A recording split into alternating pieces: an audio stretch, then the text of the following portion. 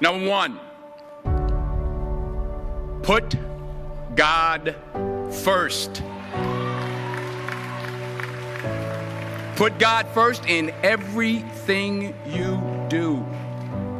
Everything that you think you see in me, everything that I've accomplished, everything that you think I have, and I have a few things, everything that I have is by the grace of God. Understand that. It's a gift.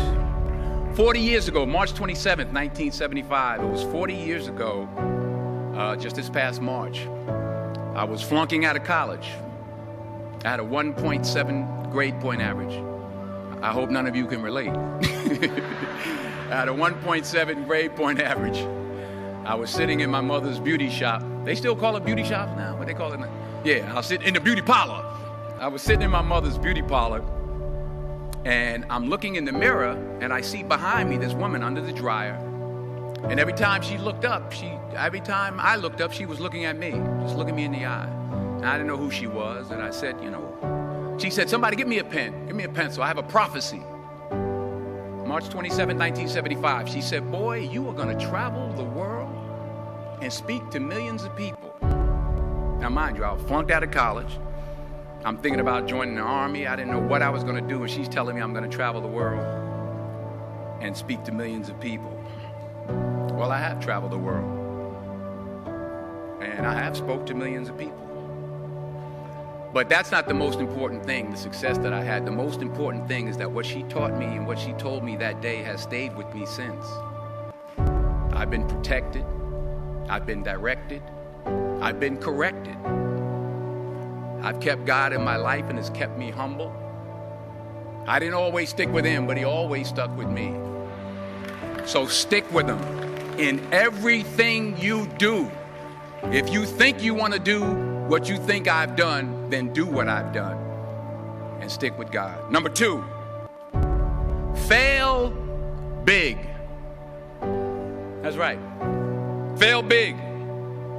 Today's the beginning of the rest of your life, and it can be very frightening. It's a new world out there. It's a mean world out there, and you only live once.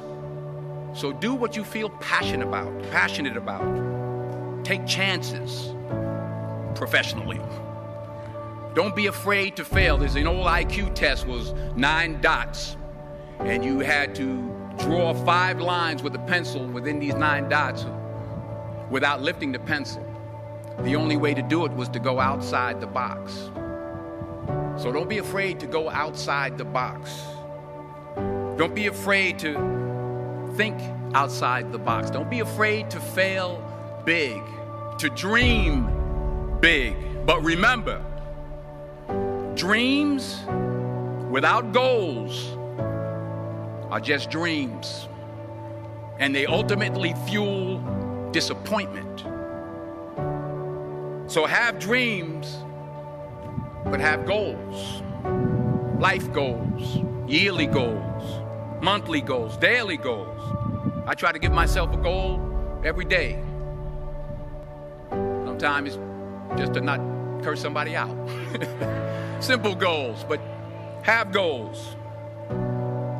And understand that to achieve these goals, you must apply discipline and consistency. In order to achieve your goals, you must apply discipline, which you have already done, and consistency every day, not just on Tuesday and miss a few days. You have to work at it every day. You have to plan every day. You've heard the saying, we don't plan to fail, we fail to plan. Hard work works. Working really hard is what successful people do.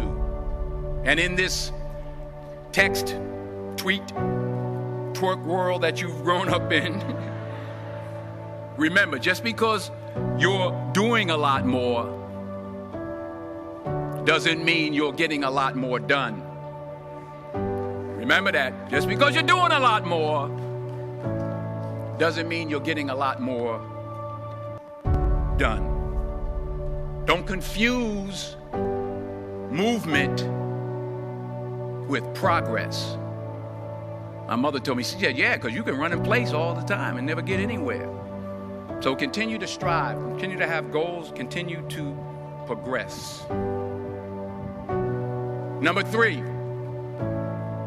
you'll never see a U-Haul behind a hearse. I'll say it again. You'll never see a U-Haul behind a hearse. I don't care how much money you make, you can't take it with you. And it's not how much you have. It's what you do with what you have. We all have different talents. Some of you will be doctors, some lawyers, some scientists, some educators, some nurses, some teachers. Yeah, okay. Some preachers. The most selfish thing you can do in this world is help someone else. Why is it selfish? Because the gratification, the goodness that comes to you, the good feeling that I get from helping others, nothing's better than that. Not jewelry, not big house I have, not the cars, but it's the joy. That's where the joy is, in helping others. That's where the success is. Finally, I pray that you put your slippers way under the bed tonight, so that when you wake up in the morning, you have to get on your knees to reach them.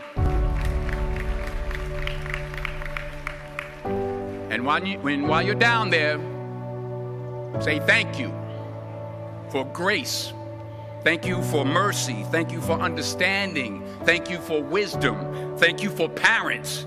Thank you for love. Thank you for kindness. Thank you for humility. Thank you for peace. Thank you for prosperity. Say thank you in advance for what's already yours. That's how I live my life. That's why I am. One of the reasons why I am today. Say thank you in advance for what is already yours. True desire in the heart for anything good is God's proof to you, sent beforehand to indicate that it's yours already. I'll say it again.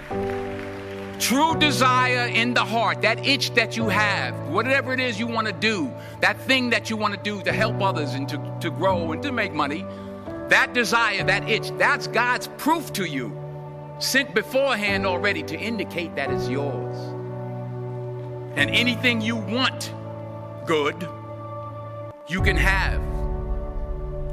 So claim it. Work hard to get it.